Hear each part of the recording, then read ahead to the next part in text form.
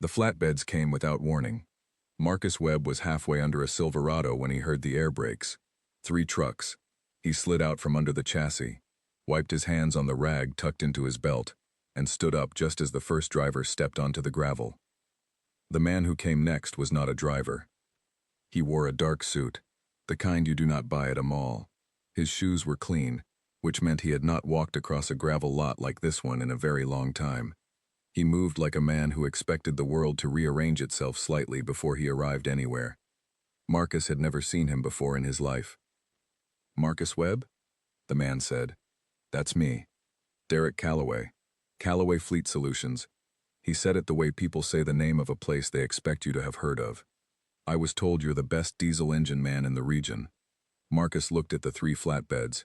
Each one was carrying 2 engines. Big block diesels. The kind that go into long-haul freight trucks. They sat on the beds strapped down with chains. And even from where Marcus was standing 20 feet away, something about them looked wrong. Too still. The way dead things are still. "Who told you that?" Marcus asked. "Pete Garnett down at Central Parts." Marcus knew Pete. Pete was a straight talker. That was the only reason Marcus did not tell this man to turn his trucks around right now. "What happened to them?" Marcus asked. Calloway clasped his hands together. "That's what I need you to find out." Marcus walked toward the nearest flatbed. He put his hand on the block of the closest engine and felt the cold metal. He looked at the intake. He looked at the oil residue around the pan. He did not say anything for almost a full minute. "6 engines," Marcus finally said. "6 engines," Calloway confirmed. "All seized?" "All of them. Within the same 2-week window. 3 of our trucks were sidelined on the interstate. 1 was carrying refrigerated goods. That load alone cost us $40,000. Marcus stepped back and looked at the man properly for the first time. He was maybe 55. Silver at the temples. The kind of jaw that looked like it had been set firmly for 30 years. He was not nervous exactly, but there was something underneath the confidence.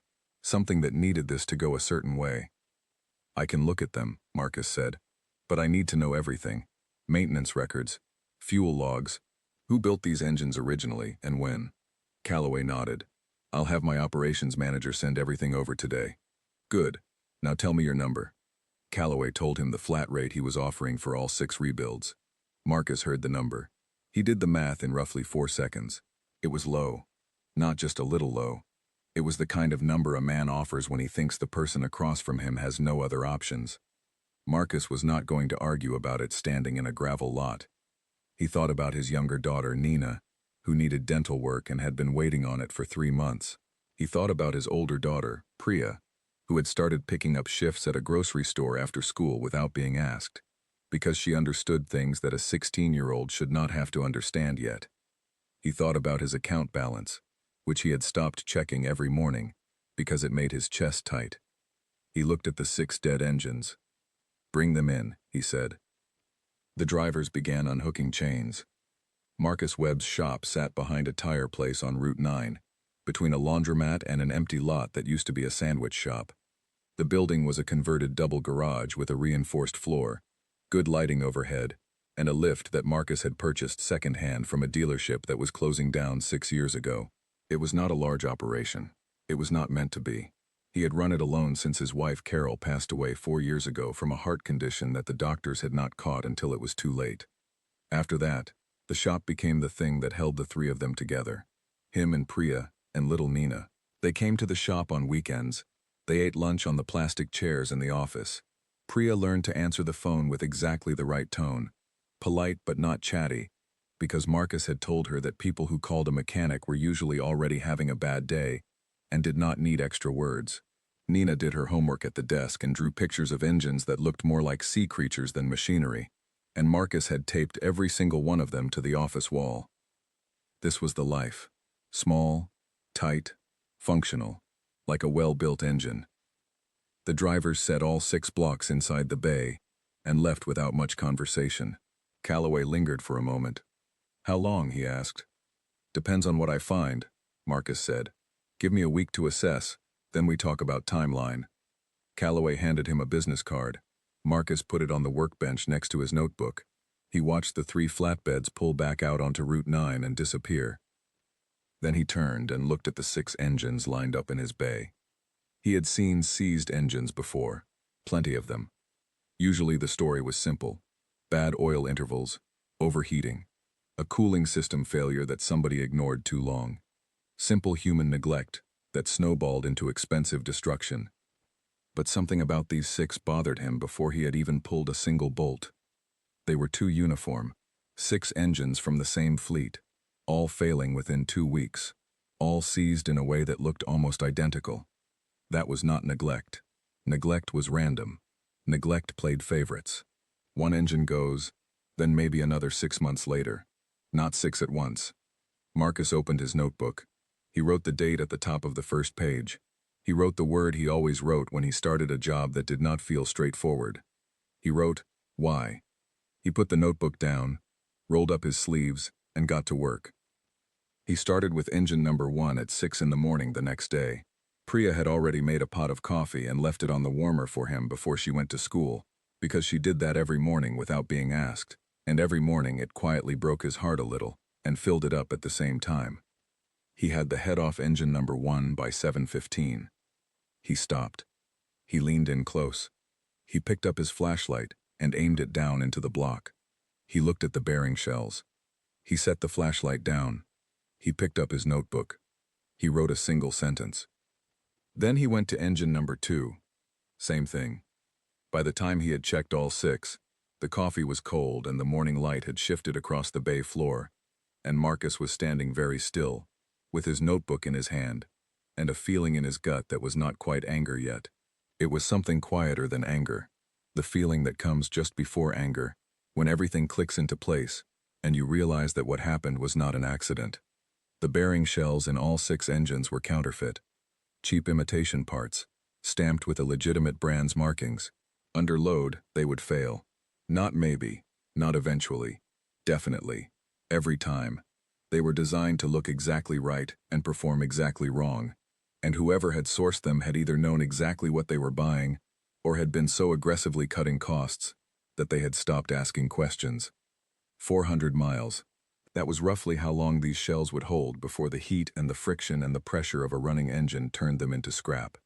And Callaway Fleet's trucks had been running long-haul routes, interstate miles, loaded weight, which meant these engines had not just seized, they had seized in the worst possible place, at the worst possible time, carrying the worst possible cargo. Marcus photographed everything, every part number, every counterfeit marking set next to the genuine manufacturer's specification he pulled up on his tablet. Every casting defect, every sign of what had gone wrong, and the precise mechanical reason it had gone wrong. He did not do this because he planned to use it for anything. He did it because he was a careful man, and careful men document what they find. He called Callaway that afternoon. "I know what happened," Marcus said. He explained it cleanly. The counterfeit shells, the failure timeline, the uniformity across all 6 engines. Callaway was quiet for a moment. Then he said, "Can you rebuild them?" "Yes." "How long?" 3 weeks if you do not rush me.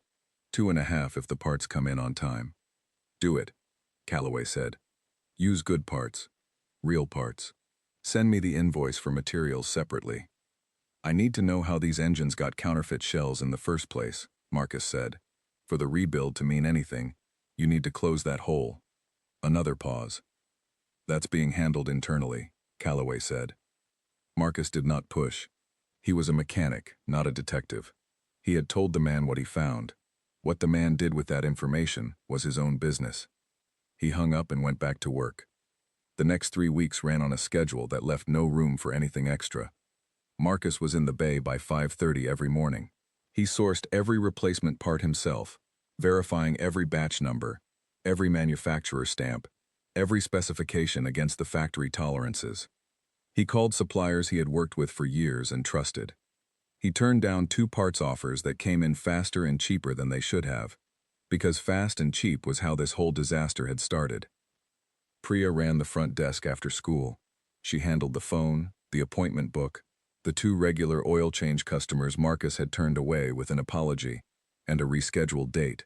She did it without complaint, and with a competence that Marcus watched with the specific, quiet pride of a parent, who sees their child and thinks, "I did not teach you that. You built that yourself." Nina sat in the office corner with her homework and her crayons. She drew a picture of all 6 engines in a row, each one with a tiny face, some happy and some sad, and she explained to Marcus very seriously that the sad ones were the engines before he fixed them, and the happy ones were the engines after. He put it on the wall with the others. He finished all 6 rebuilds in 22 days, ahead of schedule by 2 days. He triple-checked every torque spec. He ran the compression tests himself. He wrote up a full technical report for each engine, documenting every part replaced, every measurement taken, every test result. When Callaway's drivers came to collect the engines, Marcus handed over the report package along with the finished work. Nobody shook his hand. He watched the flatbeds pull out and turn onto Route 9, and then he went inside, poured the last of the day's coffee, and sat down at his desk. He waited for the payment. It came 11 days later. He opened the bank notification, looked at the number, and looked again. $4,200 short. An email followed it by about 3 hours, from someone in Callaway's accounts department, not from Callaway himself. The email said the payment had been adjusted based on an internal assessment of the delivered work quality. No specifics, no phone call, no explanation of what, exactly, they had found lacking in work that had taken 22 days of 15-hour shifts and sourced every part from verified suppliers and documented everything so thoroughly that it could have been submitted as evidence in a court of law. Marcus read the email twice. He set his phone face down on the workbench. He went back to the Silverado he had put aside 3 weeks ago for a regular customer named Gary, who had been patient and understanding and deserved to have his truck back. He picked up his wrench. He did not say a word. But his notebook was still on the desk, and it was still full.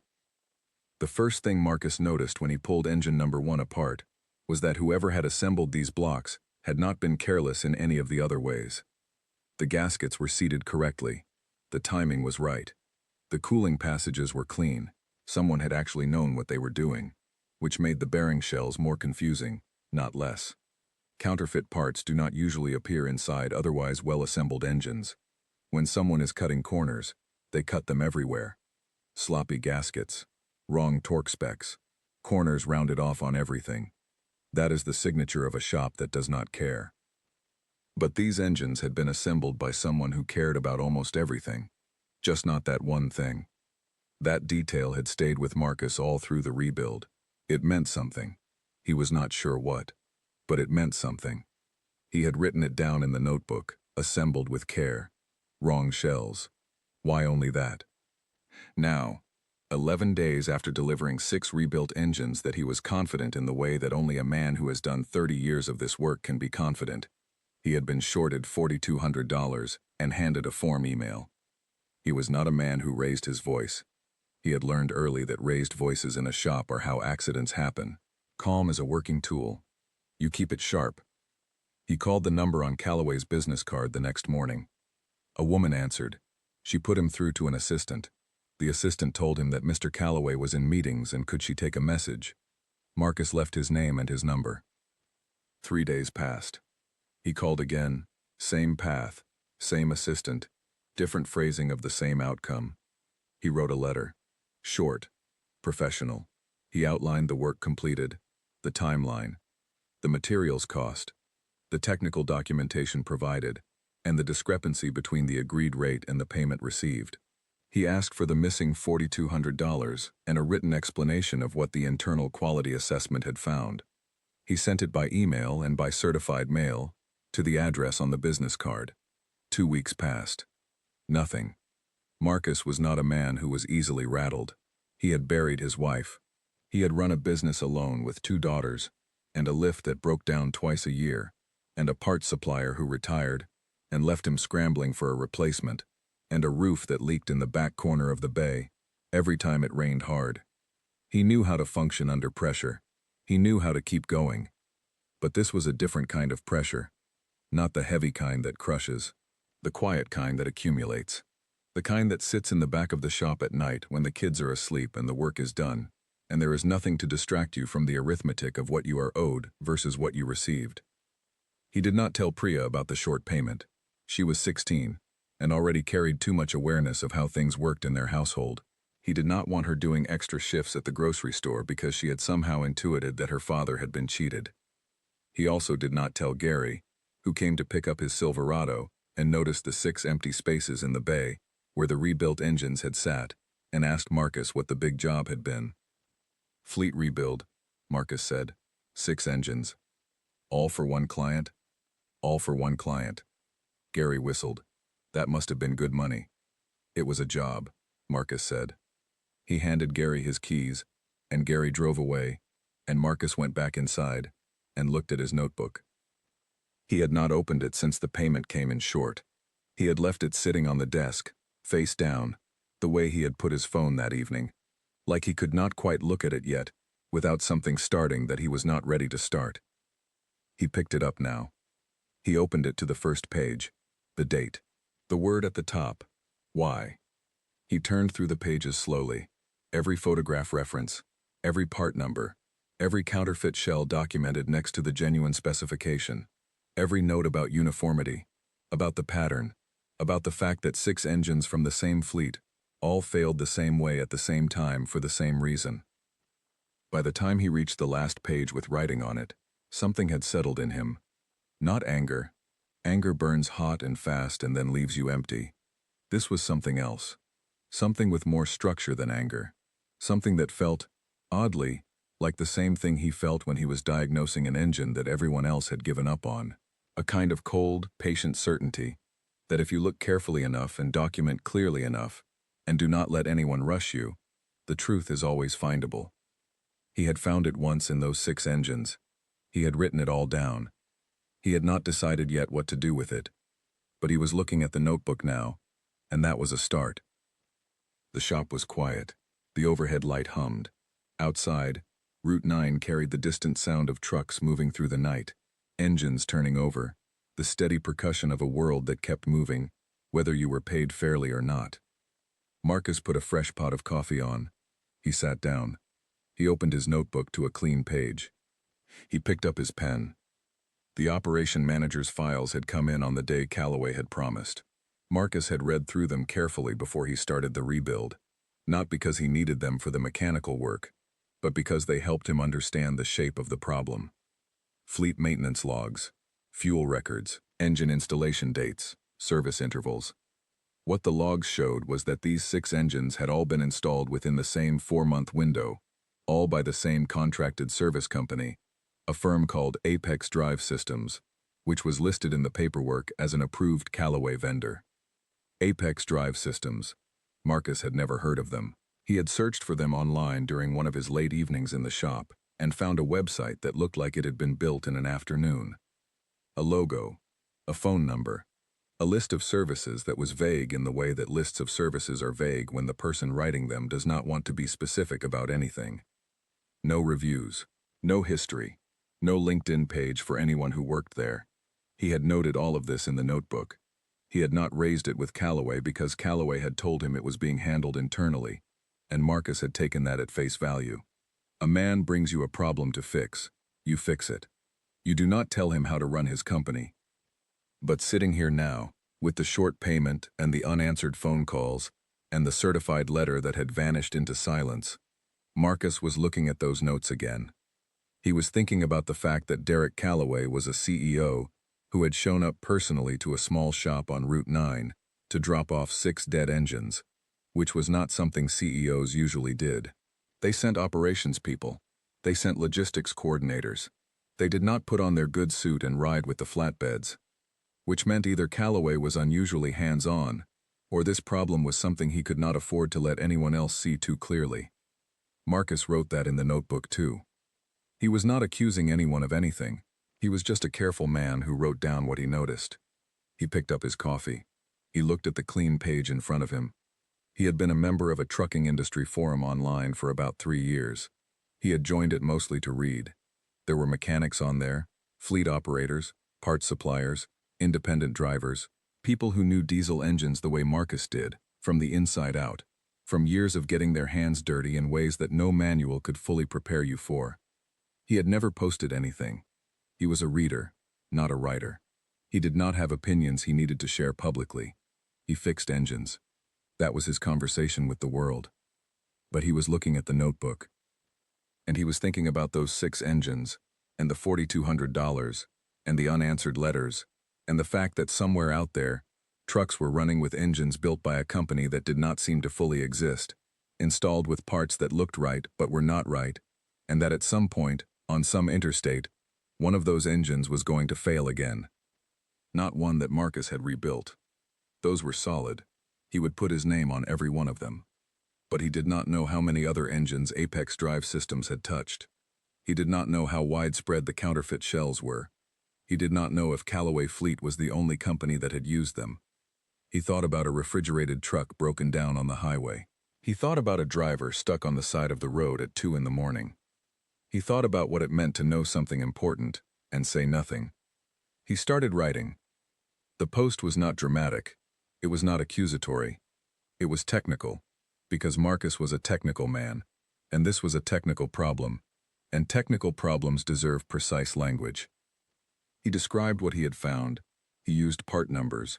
He referenced the manufacturer's specifications and described how the counterfeit shells differed from them at the casting level. He explained the failure mechanism, how long the shells would hold under load, and what the signs would look like in the oil analysis before full seizure. He described the uniformity of the failure pattern across all 6 engines and what that pattern suggested about the source.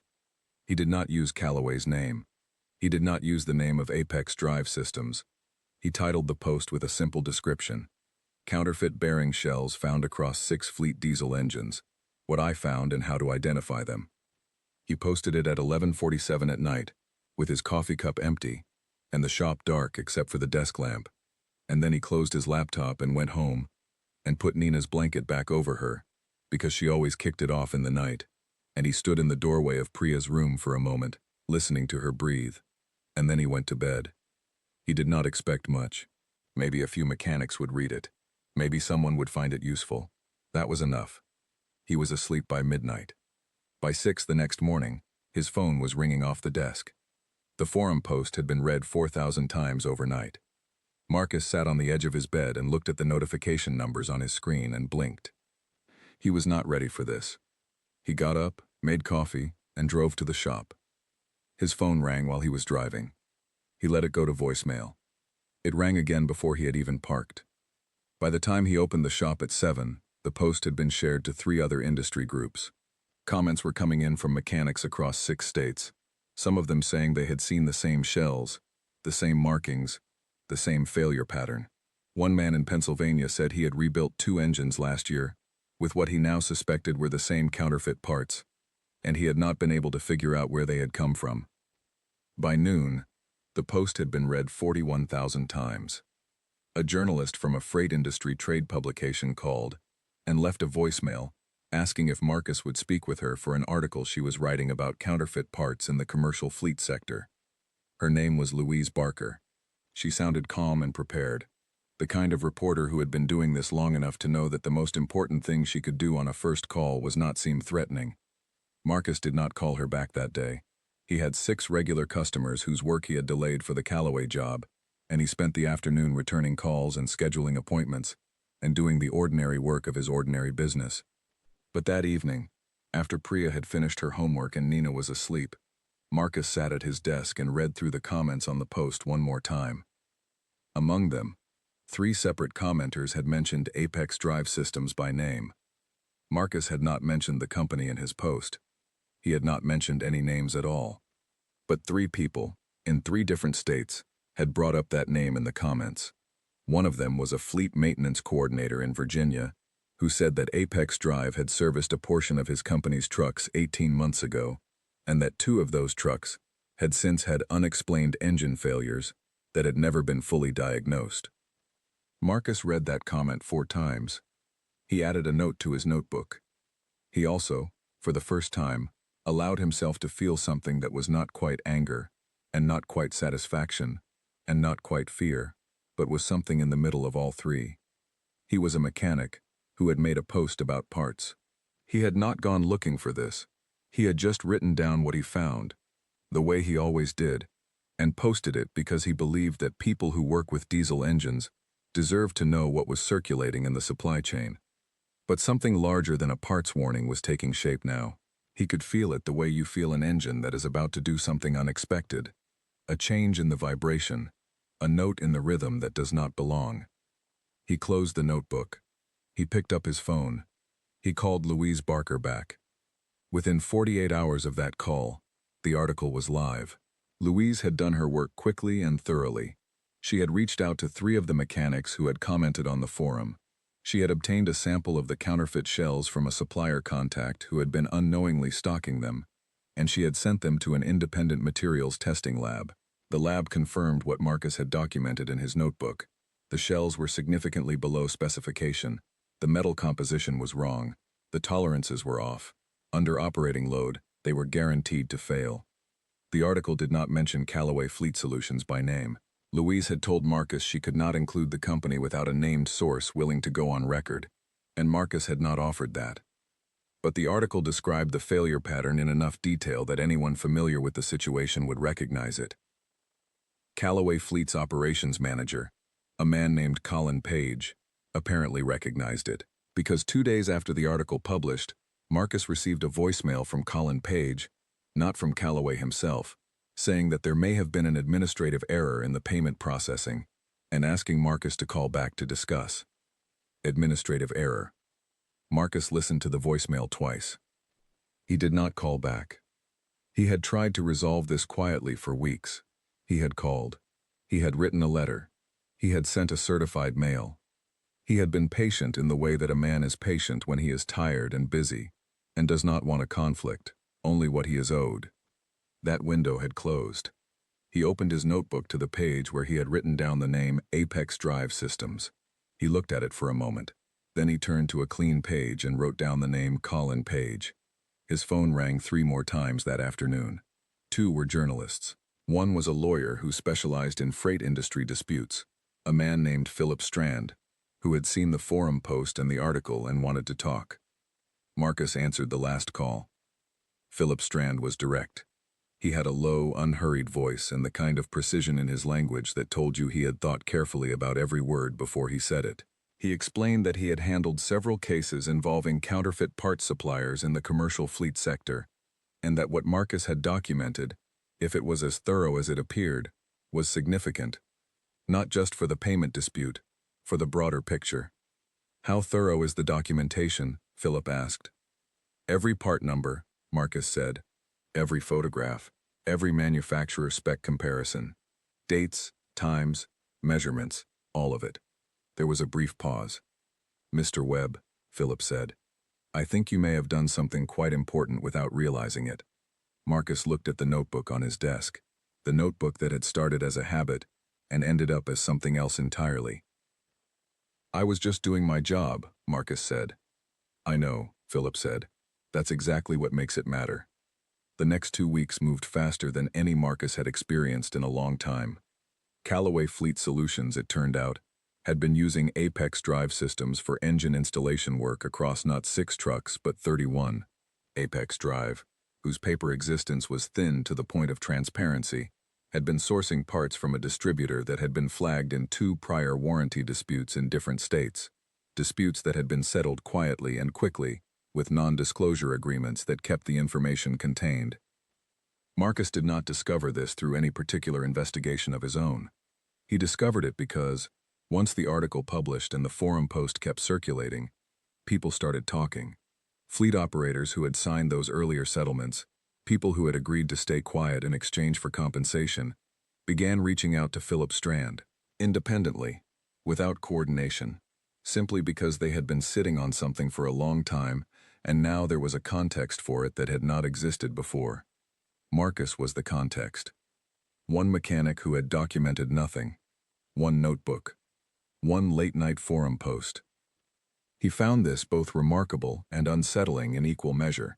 He had not set out to be the center of anything. He had set out to fix engines and get paid. And now he was sitting in Philip Strand's office on a Wednesday afternoon, looking at a table covered in files, and Philip was explaining to him what the next several months were likely to look like. 2 of Callaway Fleet's biggest clients, Regional grocery distribution chains named Hartley Foods and Briar Valley Supply had already begun requesting independent audits of the engines in Callaway's trucks that served their accounts. Their insurers had been asking questions since the article. Hartley Foods alone represented a contract worth just under $400,000 annually to Callaway Fleet. A large freight operator in Ohio named Crest Hall Partners had suspended its partnership with Callaway pending a technical review. "They're bleeding," Philip told Marcus. Marcus nodded. He had not wanted this. He had wanted $4,200 and an explanation. He had wanted to go back to work. "What do you want to do?" Philip asked. Marcus thought about it for a moment.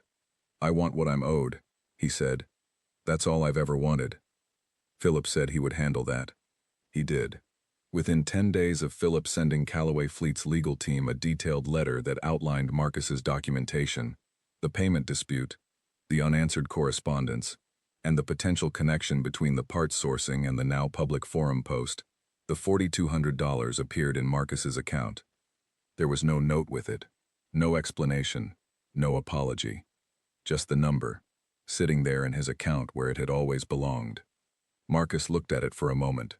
Then he went back to work. He did not think it was over. The way things were moving, it did not feel like anything was over, but he had fixed the engines. He had been paid, and the truth was out in a way that no settlement could put back in a box. That was enough for one Tuesday morning, in a shop on Route 9. For now, that was enough. The first offer came through a business consultant named Garrett Flynn, who had no prior connection to Marcus Webb, and who reached out by email on a Thursday morning, with the kind of professional warmth that is actually a form of pressure. The email was friendly and careful. It introduced Garrett as an independent advisor working with several companies in the logistics and fleet services sector. It said that one of his clients had become aware of Marcus's work, his reputation, and the recent attention his technical documentation had received. It said the client was interested in exploring a long-term working relationship. It proposed an initial call to discuss the details. It did not mention Callaway Fleet Solutions anywhere in the email. Marcus read it while drinking his first coffee of the morning. Priya had already left for school. Nina was eating toast at the kitchen table and explaining to him, with great seriousness, that her class was doing a project on animals, and she had chosen the elephant because elephants remembered everything. "That's a good quality," Marcus said. "I know," Nina said. "You should have chosen an elephant too." He drove to the shop, opened up, and started on a transmission job he had been looking forward to all week, because it was the kind of clean mechanical puzzle that reminded him why he had fallen in love with this work in the first place. He did not reply to Garrett Flynn's email until that evening. When he did, he wrote a single sentence. He asked who the client was. Garrett Flynn replied within the hour. The client, he said, was Callaway Fleet Solutions. Marcus set his phone down. He picked it up again and typed his reply. Not interested. He sent it and closed his email and went to bed. The second offer came 12 days later, this time directly from Colin Page, Callaway's operations manager. Colin called Marcus's shop number during business hours and got Priya, who took the message with her usual precise courtesy, and gave Marcus the note when she arrived after school. The note said, Colin Page, Callaway Fleet, Re. Consulting contract offer, $210,000. Priya had written it in her clean, careful handwriting and added a small question mark at the end, because she was 16 and sensible, and $210,000 struck her as unusual. Marcus read the note. He looked at Priya. Is that a lot of money? She asked. It's a lot of money, Marcus said. Are you going to call him back? I'm going to think about it. He thought about it for 3 days. He went fishing with Nina on the Saturday, just the two of them, at a small reservoir about 20 minutes from their house where nobody ever caught anything particularly exciting, but the quiet was excellent. Nina caught a small bass, and then immediately felt bad about it, and asked Marcus very earnestly if they could put it back, which they did. On the drive home, Nina fell asleep in the back seat with her fishing hat still on, and Marcus drove through the late afternoon light, thinking about $210,000. He thought about what it would mean. The dental work for Nina, done. The lift in the shop, replaced with a new one, A salary for Priya that was not just her taking shifts at a grocery store because she loved her father and understood the arithmetic of their life without being asked to. He thought about what it would cost. To take Calloway's money would be to become connected to Calloway again. To put his name, which now meant something real in the freight and fleet world, next to a company that was at the center of an ongoing parts scandal. To become, in some way, the thing that cleaned up their reputation. The endorsement that told the industry, "It is fine now. The trustworthy mechanic says so." That was what they were buying. Not his labor. Not his expertise. Not exactly. They were buying his credibility, because their own had been damaged beyond what internal fixes could repair, and Marcus Webb, the man with the notebook, was the closest thing to a solution that they could see. He called Philip Strand on Monday morning and asked him what he thought. Philip was quiet for a moment. Then he said, "It depends on what you want your shop to be in 5 years." "It's already what I want it to be," Marcus said. "Then you have your answer," Philip said. Marcus wrote back to Colin Page through Philip's office. The message was courteous and clear. He was declining the offer. He did not elaborate. The third offer came 4 weeks after that, and it was larger. It came not through Garrett Flynn or Colin Page, but through a law firm that represented Calloway Fleet. The offer was structured differently this time, not a consulting contract, a vendor partnership, with a 5-year term, guaranteed minimum volumes, preferred pricing, and an equity stake in a new Calloway subsidiary being formed to handle fleet engine maintenance. The total value over the 5-year term, factoring in the equity, was approximately $1.4 million. Marcus read the term sheet that Philip forwarded to him. He read it twice. He went back and read the equity section again, because he had never held equity in anything before, and the language was unfamiliar. He asked Philip to explain what it meant in plain terms. Philip explained it. Marcus asked one question: "If I take this, and Calloway goes under in the next 5 years, what happens to the equity stake?" Philip said, "It becomes worthless." Marcus said, "Decline it." He did not say it quickly or emotionally. He said it the way he made every decision in his shop, after he had looked at the thing carefully from every angle and understood what it was and what it was not. The fourth and fifth offers followed over the next 3 months, each more elaborate than the last. The fourth included a proposal for a branded training program, Marcus's name on a certification course for fleet mechanics and counterfeit parts detection, backed by Calloway's corporate communications budget. The fifth was a direct partnership in a new quality assurance division that Calloway claimed to be building from the ground up, with Marcus named as its technical director. The total value of everything offered, across all 5 proposals, when Philip added it up at Marcus's request, was $4.1 million. Marcus looked at that number on a piece of paper in Philip's office. He turned the paper over so the number was face down. "What's happening to their contracts?" he asked. Philip told him. Hartley Foods had not renewed. Briar Valley Supply had reduced their volume by 60%, pending the completion of a safety audit that was still ongoing. Crest Hall Partners in Ohio had formally ended their partnership. 2 smaller clients had quietly transferred their accounts to competitors. The losses were substantial and accelerating. "They need your name more than they need your labor," Philip said. "I know," Marcus said. "That's been true from the beginning." He thought about the man in the good suit who had shown up on his gravel lot without calling ahead. 3 flatbeds, 6 dead engines, a flat rate that was already an insult before Marcus had even looked at the damage. He thought about what it had cost him, not just the $4,200, which had arrived eventually and silently, but the 3 weeks of 15-hour days. The job he had declined because he did not have capacity. The worn-out rag that had gone through the wash so many times it was nearly transparent. He thought about what it would mean to hand his name to the company that had done that, to become the solution to a problem they had created, to let people in the industry look at Calloway Fleet Solutions and see Marcus Webb and think, if he is involved, it must be fine now. He picked up his pen. He wrote a letter himself, not through Philip, because he wanted the words to be exactly his. It was not long. It acknowledged each proposal in the broadest terms. It declined each one. It said, without dramatics, that he wished the company well in resolving its difficulties, but that his work was independent and would remain so. He signed it with his full name, He mailed it and drove back to the shop.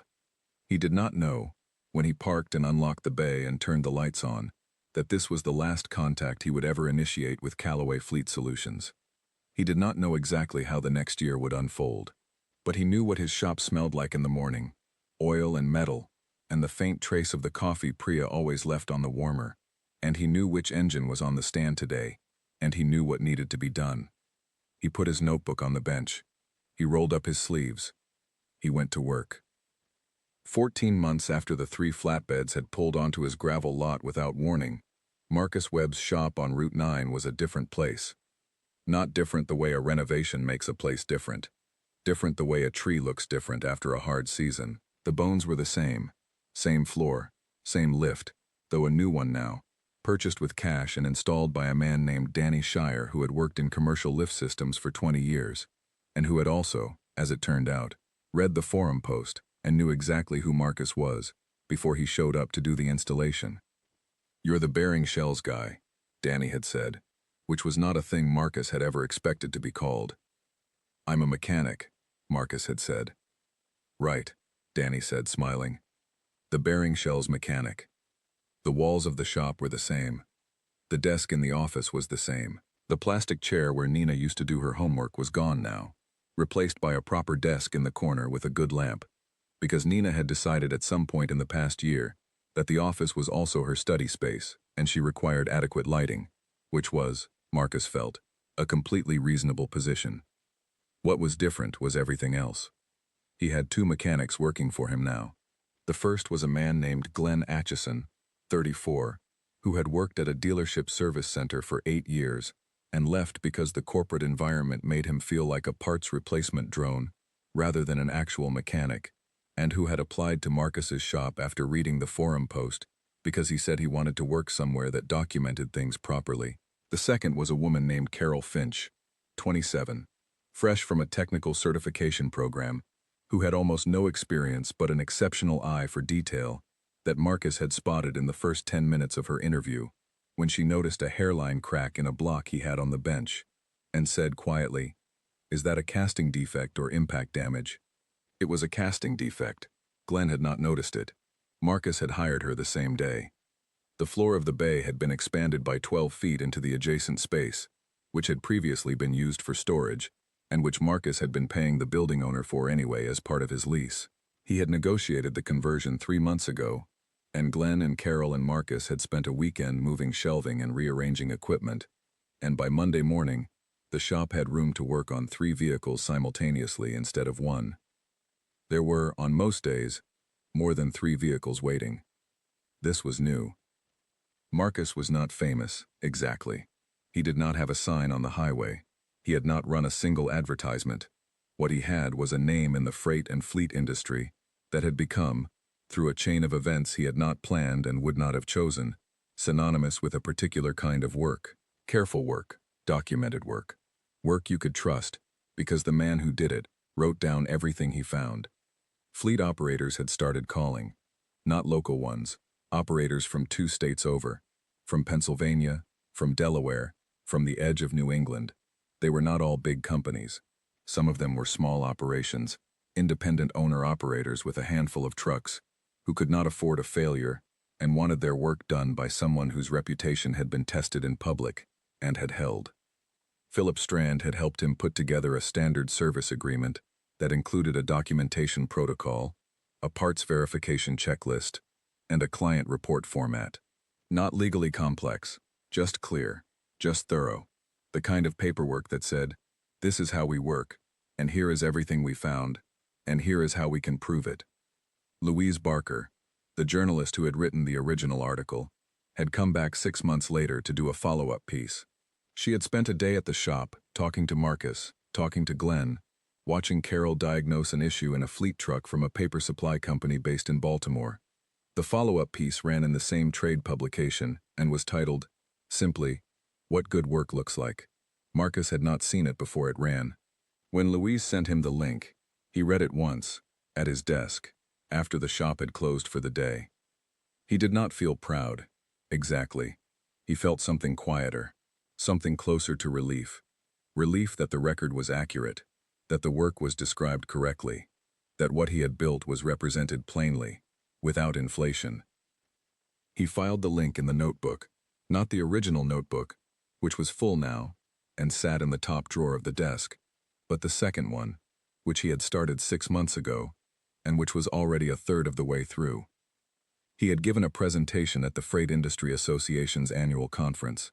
Philip had told him about the invitation, and Marcus had said no for about 4 days, and then Priya had said, with the particular calm authority of a 17-year-old who understood her father's strengths better than he sometimes did, that he had to go because he was the only person in the room who would actually say something true, and if he did not go, someone else would fill the space with something less true.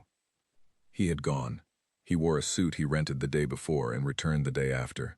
Priya had come with him and sat in the front row, and at one point, when Marcus was in the middle of describing the documentation methodology and using the counterfeit shells as his primary example, she had caught his eye and given him the smallest nod that meant, "You are doing fine.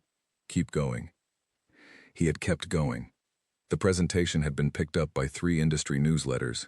Excerpts of it had been shared on the same forum where he had posted that late-night write-up 14 months ago.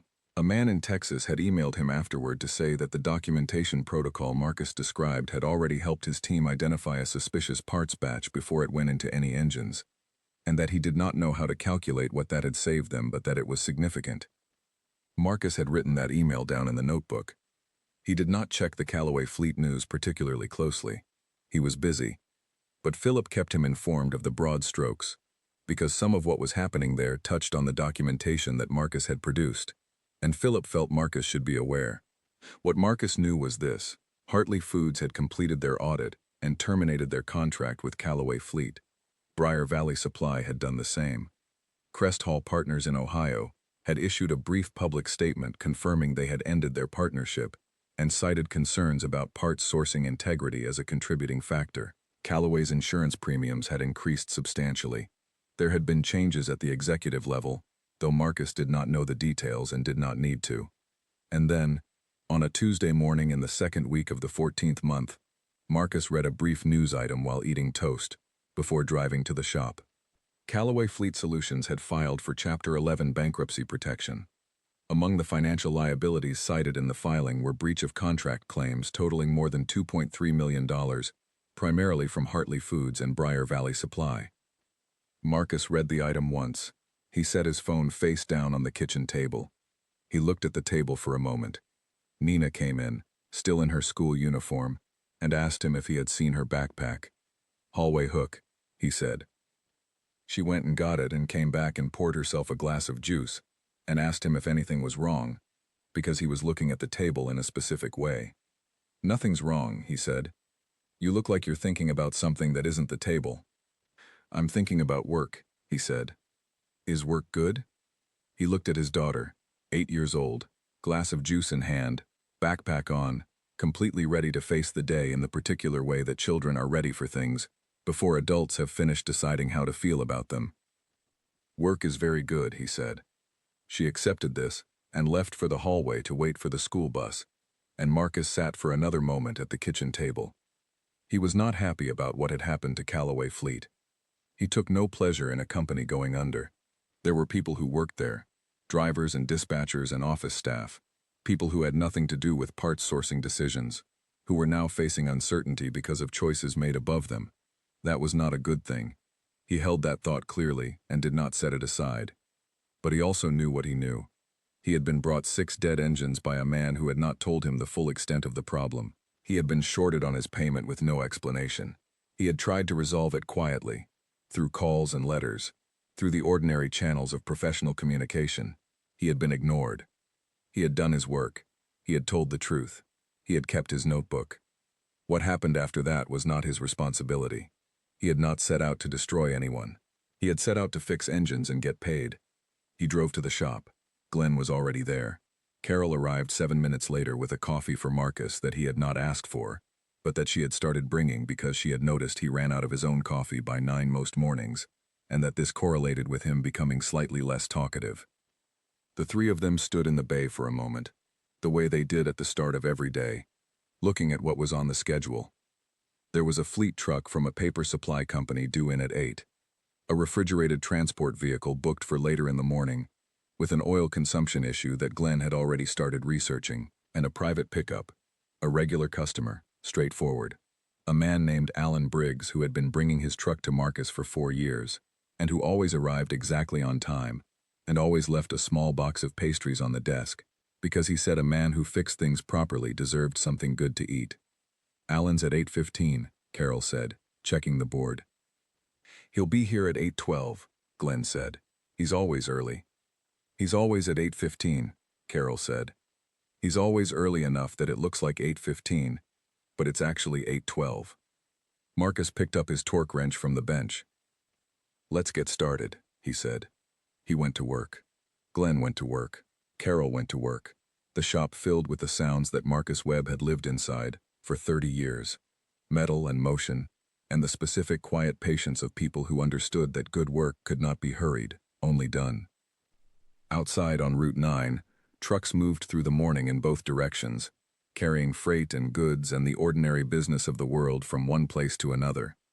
Engines turning, miles accumulating, the whole enormous living system of commerce humming along on parts that were either right or not right, assembled by people who either cared or did not. Marcus cared. He always had. He picked up his notebook from the bench. Clean page, new day. He wrote the date at the top. He put the notebook down and went back to the engine. There was work to do. Priya arrived at the shop after school that afternoon to help with the front desk, as she had done nearly every day for the past 2 years. She was 17 now and had been accepted to an engineering program at a state university, and she would be leaving in the fall, and Marcus was proud of her in a way he could not always fully express, though he tried, in the way that available to him, which was to make sure she knew the shop was solid, and the rent was paid, and that she could go without looking back. She sat down at the desk and opened the appointment book, and looked at the next day's schedule. You're fully booked again tomorrow, she said. I know, Marcus said. She looked up at him.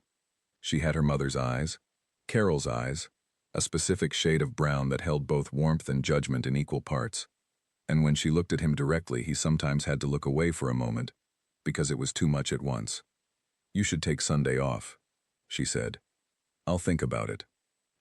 You say that every week. I think about it every week. She made a sound that was half exasperation, half affection, which was a sound he had come to understand as her highest expression of both. He went back to the bay. Nina's drawing of the shop, the one from 2 years ago with the 6 engines in a row, each with a little face, was still on the office wall. It was curling at one corner now. Marcus had taped it back down twice. He would tape it again when it curled. Above it, he had put the framed confirmation letter from the Freight Association, the one that formalized his presentation slot. And next to that, a printout of the forum post, the original one, printed in the smallest font that was still readable, because he wanted to remember what it had looked like before anyone had seen it. Just words on a page, just a careful man writing down what he found. He looked at the wall for a moment. Then he turned off the desk lamp, locked the front, walked through the bay, and went out through the back. The evening air was cool, and the lot behind the shop smelled like oil and fresh-cut grass from the empty lot next door, and somewhere down Route 9, a truck was running, steady and even. The engine sound clean and right, the sound of something built correctly doing what it was built to do. Marcus stood there for a moment and listened to it. Then he went home.